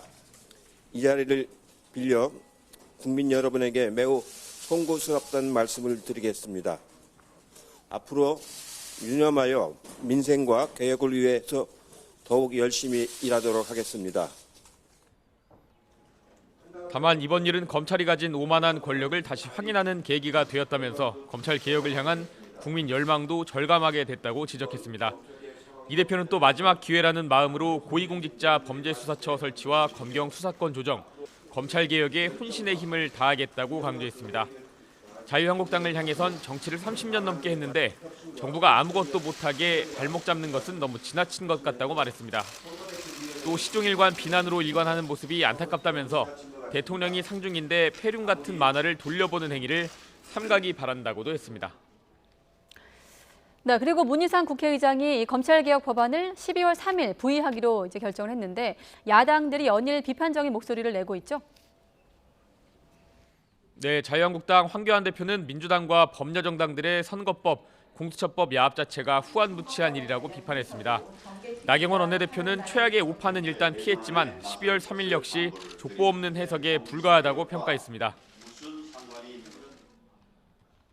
사개특위와 법사위는 엄연히 별개의 상임입니다. 90일 법사위 체계작구 심사기간을 다시 별도로 주어서 아무리 빨라도 내년 1월 29일에 부의할 수 있다는 점을. 바른미래당 오신환 원내대표 역시 수사권과 기소권을 동시에 갖는 조직을 만들자는 것은 받아들일 수 없다면서 선거제는 자유투표에 맡겨야 한다고 주장했습니다. 패스트트랙 지정된 준연동형 비례제와 현행 소선거구제 그리고 중대선거구제 세 가지 대안을 동시에 본회의에 상정하는 방안을 제안합니다.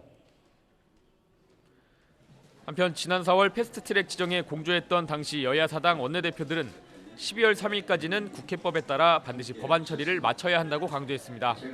지금까지 국회에서 전해드렸습니다. 국회 신속 처리 안건, 패스트트랙 충돌 사태를 수사하고 있는 검찰은 국회 방송에 대한 추가 압수수색에 나섰습니다. 서울 남부지방검찰청은 오늘 오전 9시 20분부터 국회 방송국 영상자료 보관실에 검사 2명을 보내 패스트트랙 사태 당시 국회 방송 촬영 영상에 대한 압수수색을 진행하고 있습니다. 검찰은 구체적인 압수수색 대상과 목적은 밝히지 않고 있습니다. 일단 자유한국당을 제외한 여야 사당이 패스트트랙에 합의한 지난 4월 22일부터 실제 패스트트랙 지정이 이루어진 30일까지 아흘에간 영상을 확보하고 있는 것으로 알려지고 있습니다. 부일장학회 설립자인 고 김지태 씨 유족들이 고인을 친일 인사라고 주장을 한 자유한국당 곽상도 의원 등을 고소했습니다. 고인의 아들 등 유족들은 오늘 자유한국당 곽상도 의원과 나경원 원내대표, 민경웅 의원을 사자 명예훼손 혐의로 처벌해달라며 서울중앙지방검찰청에 고소장을 냈습니다. 유족들은 이들이 근거 없이 고인을 친일파라고 비난해 고인의 명예를 심각하게 훼손했다고 주장했습니다. 김성태 의원 딸 등 유력 인사 자녀들을 부정 채용한 혐의로 재판에 넘겨진 이석채 전 KT 회장이 1심에서 실형을 선고받았습니다. 재판부는 이 회장의 부정 채용 지시를 대부분 사실로 인정을 했고 이는 통신기관 사업자인 KT의 공정성을 크게 훼손한 행위로 판단했습니다. 김호준 기자의 보도입니다. 법원이 반년가량 이어진 KT 부정 채용 의혹에 대해 결국 유죄 판결을 내렸습니다. 서울 남부지방법원은 부정 채용 의혹 정점에 있는 이석채 전 KT 회장에게 집행유예 없는 징역 1년의 실형을 선고했습니다. 여러 증거를 볼 때 이 전 회장이 부정 채용을 직접 지시했다는 공소 사실이 인정된다는 겁니다. 재판부는 KT는 국가기관 통신 사업을 담당하는 기업이기 때문에 다른 사기업과 달리 채용 과정의 자율성이 제한될 수밖에 없다고 밝혔습니다. 채용 과정의 엄격함이 요구되지만 이 전 회장이 무한한 재량권으로 부정 채용을 지시했다는 겁니다. 또 이 전 회장이 문제가 생기자 부하 직원에게 책임을 떠넘겼다고도 지적했습니다. 재판부는 같은 혐의로 기소된 서유열 전 사장과 김상효 전 전무에게는 각각 징역 8개월에 집행유예 2년을 선고했습니다. 또 김기택 전 상무에게는 벌금 700만 원을 선고했습니다. 오늘 공판 결과 어떻게 생각하세요? 재판부는 이번에 드러난 부정 채용은 공개 채용 공정성을 훼손한 행위라며 수많은 지원자에게 좌절감을 안겨줬다고 지적하기도 했습니다. YTN 김우준입니다. 네, 박근혜 정부 비선 실세 최순실 씨가 파기환송심 첫 재판을 했는데 최순실 씨 자신이 결코 비선 실세가 아니라고 주장을 했습니다. 박근혜 전 대통령과 공모를 해서 뇌물을 받았다는 혐의 등도 인정하지 못하겠다면서 박근혜 전 대통령을 증인으로 신청하기도 했습니다. 이경국 기자가 취재했습니다. 파기환송심 첫 재판에 사복 차림으로 출석한 최순실 씨는 떨리는 목소리로 적어온 글을 읽어내려갔습니다. 우선 자신은 결코 비선 실세가 아니고 제기된 의혹들도 허위라고 생각한다고 말했습니다. 20년간 유치원을 운영하며 평범한 삶을 살았고 박근혜 전 대통령의 개인적인 삶을 도왔을 뿐이라고도 호소했습니다. 구체적인 혐의에 대해서도 조목조목 반박했습니다. 자신은 어떤 사익도 취한 적 없고 어떤 기업도 알지 못했다고 맹세한다고 강조했습니다. 딸의 승마 지원과 관련해서는 말 소유권과 처분권, 실물까지 삼성에 있는데 뇌물이라고 하는 건 억울하다고 토로했습니다. 최 씨 변호인 측은 뇌물 혐의는 물론 대기업들의 미르, K스포츠재단 출연금을 내도록 했다는 직권 남용 혐의까지 주요 혐의 전반에 대해 다시 다투겠다고 밝혔습니다. 특히 법원이 최 씨와 박 전 대통령 간에 공모가 있었다고 판단한 건 잘못이라며 박 전 대통령을 증인으로 불러 충분히 따져봐야 한다고 강조했습니다. 딸 정유라 씨와 박상진 전 삼성전자 사장, 손석희 JTBC 사장 등도 함께 증인으로 신청했습니다.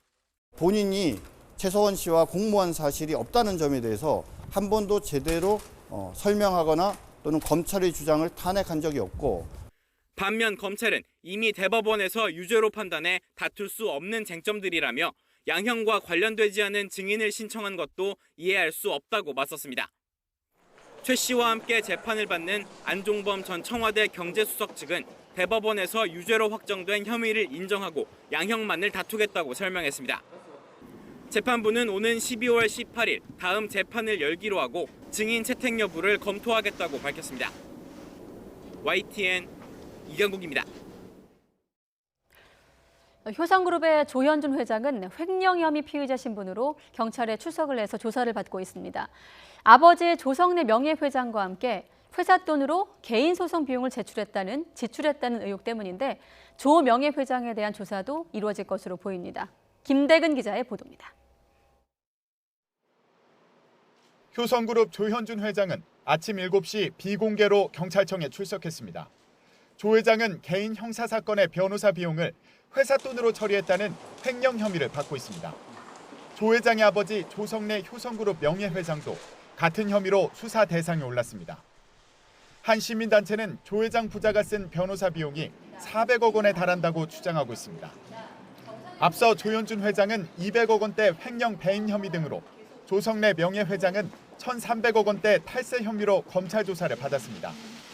조 회장 부자는 이 과정에서 대형 로펌이나 검찰 고위직 출신 전관들로부터 조력을 받고 막대한 변호사 비용을 개인이 아닌 회사 돈으로 냈다는 의혹을 받아왔습니다.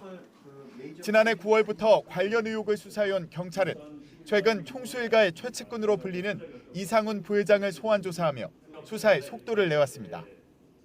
경찰은 피의자 신분으로 출석한 조 회장을 상대로 변호사 선임과 비용 지출 과정을 캐물었습니다. 또 아버지 조성래 명예회장은 건강 상태를 고려해 조사 시기와 방법을 조율할 방침입니다. 효성 측은 이에 대해 수사 중인 사안이기 때문에 입장을 밝히기 곤란하다며 별도의 해명을 내놓지 않았습니다. YTN 김대근입니다. 국내 최대 음란물 사이트 소라넷 운영자가 대법원에서 징역 4년의 실형을 확정받았습니다. 아동 청소년 음란물이 유포되는 것을 방조했다는 범죄 사실이 전부 유죄로 인정된 겁니다. 조상호 기자의 보도입니다. 여성의 신체를 몰래 찍은 사진이나 아동 음란물들이 버젓이 공유되던 소라넷 홈페이지입니다. 46살 송모 씨 부부와 다른 부부가 함께 운영해왔습니다. 회원 수가 한때 100만 명에 이를 만큼 규모가 커지자 경찰은 3년 전 서버를 폐쇄했습니다. 해외 도피 중이던 송 씨는 지난해 귀국해 경찰에 붙잡혔습니다. 결국 2003년부터 사이트가 폐쇄될 때까지 아동 청소년이 나오는 음란물이 공유되는 것을 방조한 혐의 등으로 재판에 넘겨졌습니다. 1심은 모든 혐의를 유죄로 인정해 징역 4년을 선고했습니다. 범죄 수익으로 추정되는 14억 1천만 원에 대한 추징 명령도 내렸습니다. 2심도 유죄 판단과 형량을 그대로 유지했지만 송 씨 계좌로 들어온 돈이 소라넷 운영에 따른 수익인지 명확하지 않아 추징할 수 없다고 봤습니다. 대법원도 이 같은 2심 판단에 잘못이 없다고 보고 판결을 확정했습니다. 송 씨는 뉴질랜드 영주권자인데도 자진 귀국해 자수했다며 형이 감면돼야 한다고 주장했지만 받아들여지지 않았습니다. 검찰은 호주로 도피한 송 씨의 남편 등 나머지 운영자들의 여권을 취소하고 소재를 쫓고 있습니다. YTN 조성호입니다. 퇴근 후에 장례식장으로 가던 소방관들이 터널 안에서 차량 화재를 목격한 뒤 진화를 해 더 큰 피해를 막은 일이 있었습니다. 부산 소방재난본부 소속 성치훈 소방교 등 소방관 3명은 어젯밤 9시쯤 경남 창원시 구람터널 진례 방향으로 2.5km 지점에서 택배를 실은 화물차 밑부분에서 불이 난 것으로 보고 타고 가던 차량을 세웠습니다. 이들은 화물차 운전자를 대피하도록 한 뒤 터널 소화전 호수를 끌어다가 진화를 시작을 했고 20여 분 만에 큰 불길을 잡았다고 합니다. 소방재난본부 관계자는 맨몸의 소방관들이 자칫 큰 피해가 날 수도 있었던 화재 현장에서 초기 대응을 잘한 덕분에 2차 사고를 막을 수 있었다고 설명했습니다. 네, 작동 중이던 안마 의자에 끼어 의식불명에 빠졌던 2살배기 아기가 결국 병원에서 숨졌습니다. 청주 청원경찰서는 그제 오후 청주 율량동 한 아파트에서 의자형 안마기구에 끼어 중태에 빠졌던 2살 A군이 병원에서 치료를 받던 중에 오늘 아침 7시쯤에 숨졌다고 밝혔습니다. 경찰은 사고 당시 A군은 다리를 안마하는 부분에 몸과 다리 일부가 끼었고 아기 우는 소리를 듣고 엄마가 발견해 119에 신고했다고 밝혔습니다. A군은 출동한 119 구급대에 의해서 심폐소생술을 받으며 인근 병원으로 옮겨졌지만 이틀 만에 숨졌습니다. 일본이 수출 규제 조치를 적용한 지 100일이 지났지만 우려했던 우리 경제 피해는 제한적인 반면에 불매운동으로 일본의 관련 업종들이 큰 타격을 입었다는 분석 결과가 나왔습니다. 대외경제정책연구원은 보고서에서 고순도 불화수소는 국내 기업이 확보한 재고와 공급처 다변화로 아직까지 큰 영향이 없고 플루오린 폴리아미드의 경우는 일본 기업이 생산하는 것은 소재 재료 물질이라 영향이 미미하다고 설명했습니다. 반면에 일본 제품에 대한 불매운동으로 의류와 맥주, 자동차 업종에서 일본 기업의 한국 내 매출이 급감했으며 일부 업체는 한국 내 사업을 철수하기로 했다는 점을 들어 일본 기업이 타격을 받고 있다고 설명했습니다. 네, 꿈의 자동차로 불리는 자율주행차에 대한 전 세계 기업들의 관심이 점점 더 뜨거워지고 있습니다. 2030년이면 미래차 경쟁력 1등 국가도약을 선언한 우리나라도 관련 기술 개발에 한창인데요. 이번엔 시민의 발인 버스가 실제 도로 위에서 자율주행 시범 운행에 들어갔습니다. 김현우 기자가 소개합니다. 15인승 버스가 서서히 출발합니다. 운전자가 탔지만 버스는 스스로 움직입니다. 실제 대중교통 노선을 따라 시범 주행에 성공한 자율주행 버스입니다. 차량 곳곳에 설치된 센서와 GPS가 주변 상황을 인식해 교통정보를 내부 시스템에 전달합니다. 인공지능 시스템은 전달된 각종 데이터를 인식해 차량을 작동하고 제어합니다. 정부와 현대차, 통신사 등이 370억 원을 투입해 자율주행 기반 대중교통 시스템을 개발했습니다. 제한적인 조건에서 자율주행이 가능하지만 특정 상황에서는 운전자가 제어하는 레벨 3 단계입니다. 미래차 시장에서 또 우리나라 제조업체들의 이제 차지하는 그런 비중이랄까 이런 부분은 올라갈 수 있고, 또 이런 기술력의 발전에 따라서 우리나라에서 이제 일반 소비자들이나 이제 일반 국민들이 느끼는 생활의 편리함과 안전함도 더욱더 향상될 것이라 생각하고 있습니다. 실제 도로에서 시연을 마친 자율주행 버스는 다음 달부터 시험과 테스트를 이어가는 실증 운행에 들어갑니다. 이어 오는 2021년에는 운전자가 필요 없는 완전한 자율주행 단계로 진입하게 됩니다. 자율주행 기반의 대중교통 시스템은 오는 2023년 상용화될 예정입니다. 돌발 상황에 대처할 수 있는 안전기술과 사이버 보안 능력 확대가 시급한 과제로 꼽힙니다. YTN 김현우입니다. 올해 연말정산 결과를 예상할 수 있는 연말정산 미리보기 서비스가 오늘부터 운영이 됩니다. 국세청은 오늘부터 인터넷 홈택스 사이트에 공인인증서로 접속을 하면 연말정산 미리보기 서비스를 이용할 수 있다고 밝혔습니다. 이 서비스를 이용하면 신용카드 사용 내역과 예상세액 등을 미리 파악해 연말까지 남은 기간 절세 계획을 세울 수 있습니다. 배우자가 유산을 하거나 사산할 경우 남성 공무원은 사흘간 특별 휴가를 받게 됩니다. 또 여성 공무원이 임신 기간에 매월 하루씩 쓸 수 있던 여성 보건 휴가는 임신 검진 휴가로 명칭을 바꿔서 총 열흘 범위 안에서 자유롭게 쓸 수 있습니다. 인사혁신처와 행정안전부는 국가공무원 복무규정과 지방공무원 복무규정 개정안을 내일부터 입법 예고한다고 밝혔습니다. 네, 충북 영동의 감나무 가로수길, 가을의 대표적인 거리 가운데 하나로 꼽히는 곳인데 이 길을 따라 심어진 감나무 가로수에 감이 주렁주렁 달리면서 주황빛 물결을 이루고 있습니다. 이성우 기자가 소개합니다. 도로를 따라 심어진 감나무 가로수가 주황빛으로 물들었습니다. 가지마다 매달린 감이 가을 햇살 아래 보기에도 먹음직스럽게 익었습니다. 도심이 감빛의 거대한 한 폭의 풍경화를 연출하며 가을의 풍성함을 느끼게 합니다. 이 감나무 가로수를 관리하는 것은 바로 주민들. 상가나 집 앞에 심어진 감나무를 관리하는데 감이 탐스럽게 익자 본격적인 수확에 들어갔습니다.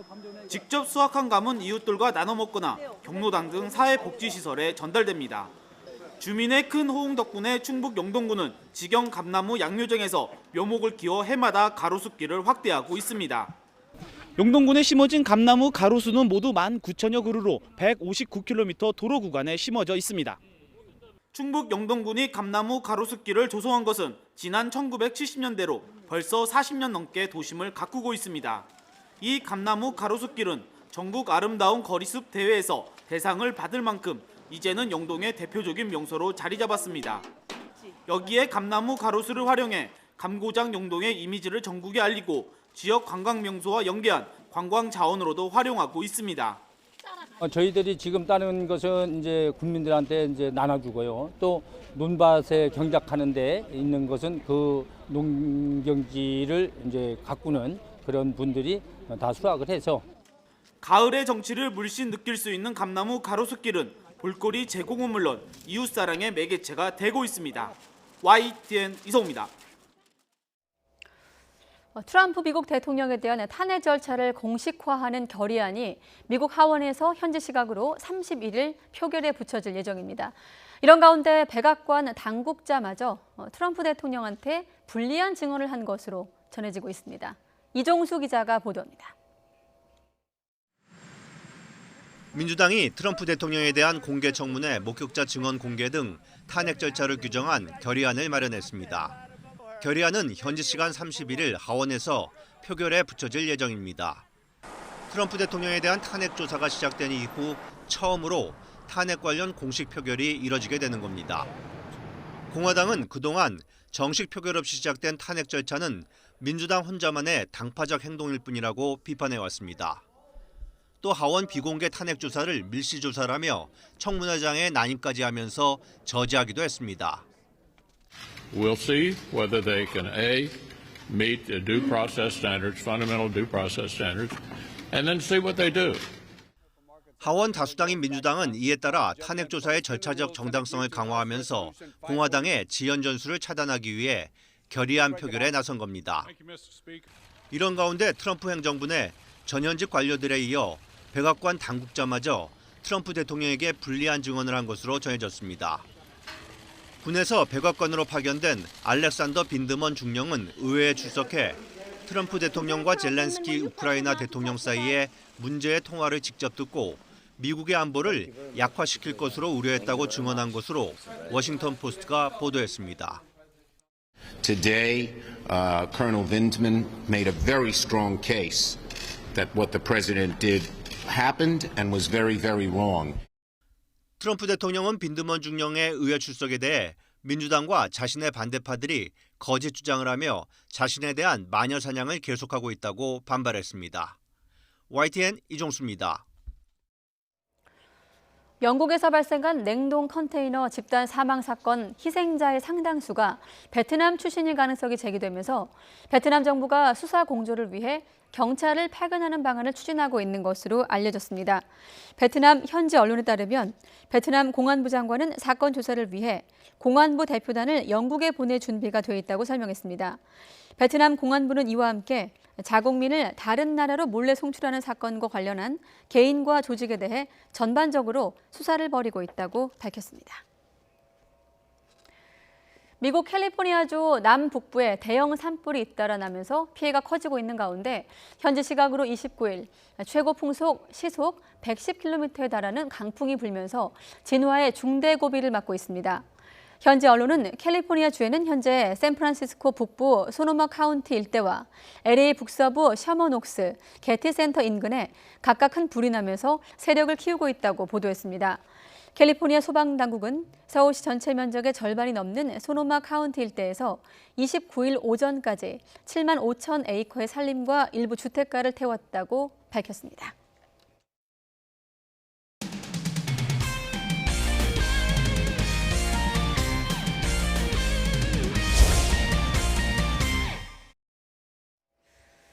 네, 프로야구 자유계약 선수 FA 시장이 내일 문을 엽니다. 올해는 몸값 100억 원을 넘길 대형 FA 선수가 없는 가운데 팀 전력에 도움이 될 이른바 준척급 선수들의 인기가 높아지는 분위기라고 합니다. 허재원 기자가 취재했습니다. KBO의 자유계약 선수 명단 공시를 앞두고 각 구단은 분주한 분위기입니다. FA로 풀리는 소속 선수를 잡는 동시에 전력의 보탬이 될 외부 FA를 선별하기 위해 치열한 눈치 싸움을 벌이고 있습니다. 최형우가 처음으로 몸값 100억 원 시대를 연 뒤 이대호와 김현수, 최정과 양의지까지 매년 100억 원 이상의 대박 계약이 속출했지만 올 시즌은 이런 대형 FA 선수가 없습니다. 롯데 외야수 전준우와 기아 내야수 안치용, LG 내야수 오지환 등이 준척급으로 꼽히지만 전준우는 내년 만으로 34살이 되는 많은 나이가, 안치용은 잦은 부상과 하락세를 보인 수비력이 걸림돌로 작용할 전망입니다. 두 번째 FA 자격을 취득한 선수들이 유난히 많은 가운데 대부분 원소속팀 잔류에 무게가 실립니다. 한화 김태균과 정우람, KT 유한준, SK 김강민 등 베테랑 선수들은 무난히 원소속팀과 합의점을 마련할 전망입니다. 반면 치열한 영입 경쟁이 예상되는 FA 선수도 있습니다. 올 시즌 포스트 시즌에서 만점 활약을 펼친 키움의 이지영과 군복무를 마친 NC 김태구는 포수난을 겪고 있는 팀들이 관심 있게 주시하고 있습니다. 이지영, 김태군 선수가 눈에 띄는데 많은 팀이 이 안정적인 포수 문제 때문에 어려움을 겪었기 때문에 이 두 포수가 상당히 인기를 누리지 않을까 생각이 되고요. FA는 KBO가 FA 승인 신청 선수로 공시한 다음 날부터 해외 구단을 포함한 모든 구단과 협상 테이블을 차릴 수 있습니다. 이와 별도로 다음 달에 논의될 예정인 FA 제도 개선안을 통해 보상 선수 등 핵심 쟁점에 대한 의견 조율이 이루어질지도 관심입니다. YTN 허재원입니다. 스페인 프로축구 바르셀로나의 리오넬 메시가 원맨쇼를 펼치며 팀의 선두 도약을 지휘했습니다. 전매 특허죠. 왼발로 마법 같은 장면을 연출했습니다. 김재영 기자입니다. 전반 29분 메시의 패스를 비달이 마무리합니다. 상대 수비진을 한 번에 무너뜨리는 이른바 킬패스입니다. 마치 게임을 보는 듯 비달의 침투 속도에 맞춰 수비 뒷공간으로 절묘하게 패스를 찔러줬습니다. 5분 뒤 메시의 왼발 마법은 화려함을 더했습니다. 홈 관중이 박수로 박자를 맞춰주자 개인 통산 50번째 프리킥 득점을 꽂아넣었습니다. 설명이 필요 없는 아름다운 장면에 홈 관중은 메시의 이름을 연호했습니다. 메시는 후반 30분 한 골을 더 추가한 뒤 또 한 번의 킬패스로 수아레스의 득점도 도왔습니다. 2골 2도움으로 바르셀로나의 5골 중 4골에 관여한 메시는 평점 10점 만점을 받았습니다. Bueno, ¿qué voy a decir? Pues es que cada vez que la coge Leo, algo va a pasar. Y bueno, algo va a pasar bueno para nosotros y malo para ellos. Está claro que... 챔피언스 리그를 포함해 4경기 연속골을 넣은 메시의 활약으로 바르셀로나는 선두에 올랐습니다. 부상 복귀 후 8경기에서 공격 포인트 10개. 경기 후 스페인 매체 스포르트는 올해 발롱도르를 수상할 선수는 메시가 유일하다고 전했습니다. YTN 김재현입니다. 네, 12월에 부산에서 열리는 동아시안컵에 북한 여자 축구 대표팀이 특별한 사유 없이 불참한 것으로 확인됐습니다. 동아시아 축구연맹 측은 별도의 제재 계획은 없다고 밝혔습니다. 최도희 기자의 보도입니다. 5월부터 시작된 동아시안컵 참가 의향서 제출 요청에 묵묵부답으로 일관하던 북한 축구협회는 지난달 중순에 불참 의사를 통보했습니다. 지난 15일 남자 대표팀의 평양 원정 당시 북한 축구협회 관계자를 직접 만나 대회 참가를 요청했는데도 끝내 무산됐다는 게 연맹 측의 설명입니다. 별다른 불참 사유는 없었지만 앞서 무관중, 무중계로 끝났던 평양 원정의 경우에서처럼 경직된 남북 관계가 주된 원인으로 추정될 뿐입니다. 복합적인 상황에서 북한이 참가를 안 한다고 그렇게 저희한테 전달을 했기 때문에 아마도 저희 생각에는 북한 축구협회도 이렇게 좀 그 부분을 완벽하게 자기들이 핸들링하지 못한 것으로 이렇게 좀 파악이 되고요. 대회 출전 자격이 있는데도 일방적으로 불참을 통보한 북측에 연맹 차원에서 별도로 제재를 가하진 않을 방침입니다. 별도로 저희가 무슨 제재를 가한다든지 그럴 계획은 현재로서는 없습니다. 앞서 북한 남자 대표팀은 예선에서 탈락했지만 여자 대표팀이 출전 자격을 얻어 대회 참가가 유력했던 상황. 갑작스레 빠지게 된 북한의 빈자리는 2라운드 2위 팀이었던 타이완이 메꾸게 됐습니다. 북한과의 맞대결 무산과 관련해 여자 대표팀의 배 감독은 정치적 언급을 하는 건 적절하지 않다면서도 다음 대결을 기약했습니다. Play them in the Olympic quali, so I'm looking for that, looking forward to that. So for me personally, 문제 없어요. 동아시안컵에서 감독 취임 후 처음으로 한일전을 펼치게 된 벤투 감독은 진지하게 임하겠다는 각오를 다졌습니다. Uma rivalidade que tentaremos naturalmente de uma maneira séria, de uma maneira respeituosa e dentro daquilo que é a nossa competitividade. 동아시안컵에서 남자 대표팀은 3연속 우승에 여자 대표팀은 통산 2번째 우승에 각각 도전합니다. YTN 최두입니다.